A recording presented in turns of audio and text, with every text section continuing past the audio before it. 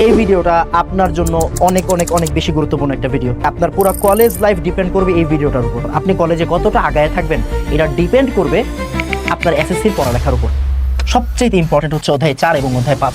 অধ্যায় 4 এবং অধ্যায় 5 আপনাকে পড়ে আসতেই হবে। কেন? কারণ আমরা এই দুইটা চ্যাপ্টারের মিক্সচারটাই আসলে আমাদের অধ্যায় 3 এর নাম হচ্ছে মৌলের পর্যায়বৃত্ত ধর্ম ও রাসায়নিক বন্ধন।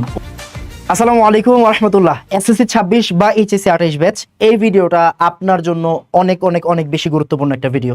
অ্যান্ড পুরাটা লাইফ মানে আপনার পুরো কলেজ লাইফ ডিপেন্ড করবে এই ভিডিওটার উপর। সিম্পল কথা, আপনি আপনার কলেজে যতগুলো ভালো স্টুডেন্ট দেখবেন ওরা কিন্তু জন্মগতভাবে ভালো স্টুডেন্ট না।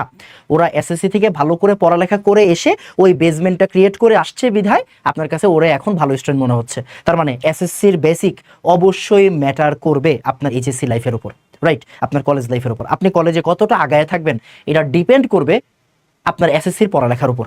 না হলে তো একটা ক্লাসের পর আরেকটা ক্লাস থাকতো না, রাইট? খুব মনোযোগ দিয়ে খেয়াল করেন। এই ভিডিওতে আমি আলোচনা করব কলেজ লাইফ শুরুর আগেই এসএসসির কোন কোন চ্যাপ্টার আপনাকে পড়ে আসতে হবে, অ্যাটলিস্ট পড়ে আসতে হবে। সো এই যে এখন আপনারা কলেজের ক্লাস স্টার্ট করেন নাই বা এসএসসি রেজাল্ট দেন নাই, এই গ্যাপটুকুতে আপনার মূলত কাজ কি থাকবে?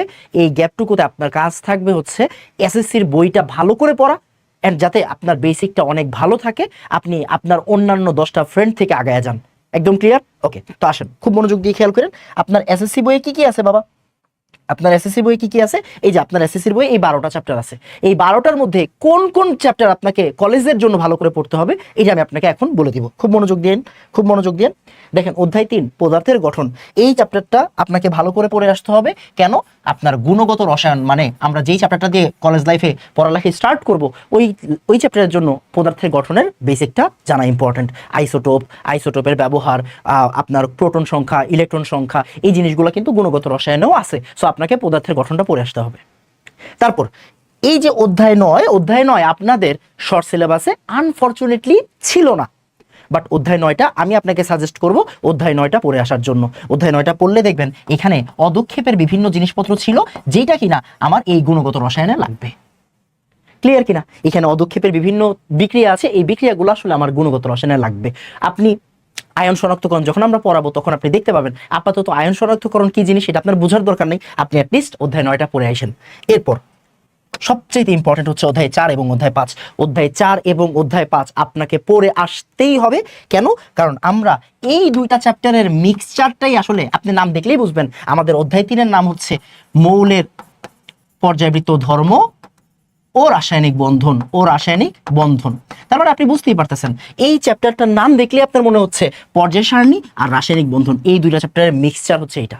এই দুইটা চ্যাপ্টার একসাথে মিলে যদি একটা বই হয়, এইটা হচ্ছে একটা ইতিহাস, একটা মহাভারত। ব্যাপারটা বোঝা গেছে? এখানে অনেকগুলো পড়ালেখা আছে, প্রত্যেক ব্লক কেমিস্ট্রি আছে, মানে প্রতিটা গ্রুপের বৈশিষ্ট্য আছে, একটা মৌল নিয়ে কথাবার্তা অনেক বেশি আছে। সো এরকম এখানে অনেক ভালো ভালো পড়ালেখা থাকবে। এই পড়ালেখাটা আপনি তখনই ভালো বুঝবেন যখন আপনি পর্যায় সারণী আর রাসায়নিক বন্ধন চ্যাপ্টারটা পড়ে আসবেন। যেহেতু এটা আপনাদের শর্ট সিলেবাসে ছিল, সো ভুলেও মিস করা যাবে না। এই 3টা চ্যাপ্টার আপনাকে পড়তে হবে গুণগত আর মৌলের পর্যাবৃত্ত বোঝার জন্য।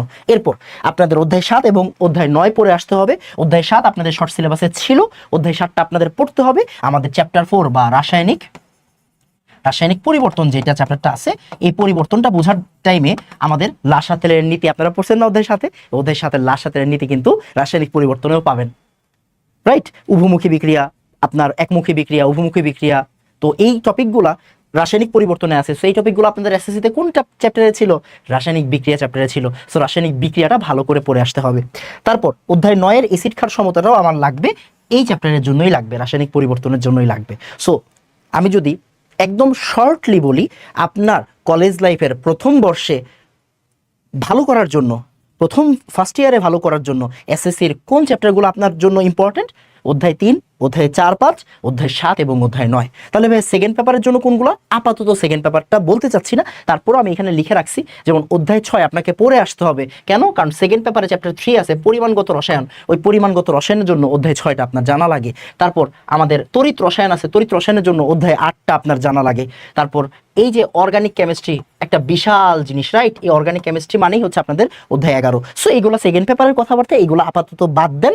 আপনাকে কলেজের ফার্স্ট ইয়ারে সবচেয়ে আগায় রাখবে এসএসসির এই চ্যাপ্টারগুলো যদি আপনি ভালো করে পড়ে আসেন। ঠিক আছে, সো এই ভিডিওটা এই পর্যন্তই থাকবে। আশা করি ভিডিওটা আপনার ভালো লাগছে। অ্যান্ড আমাদের এনাম ভাইয়ের এইচএসসি 28 ব্যাচের কোর্সে যদি আপনি ভর্তি হতে চান, আপনি ডিসক্রিপশনে দেখতে পারেন। আসসালামু আলাইকুম ওয়া রাহমাতুল্লাহ। ধন্যবাদ সবাইকে।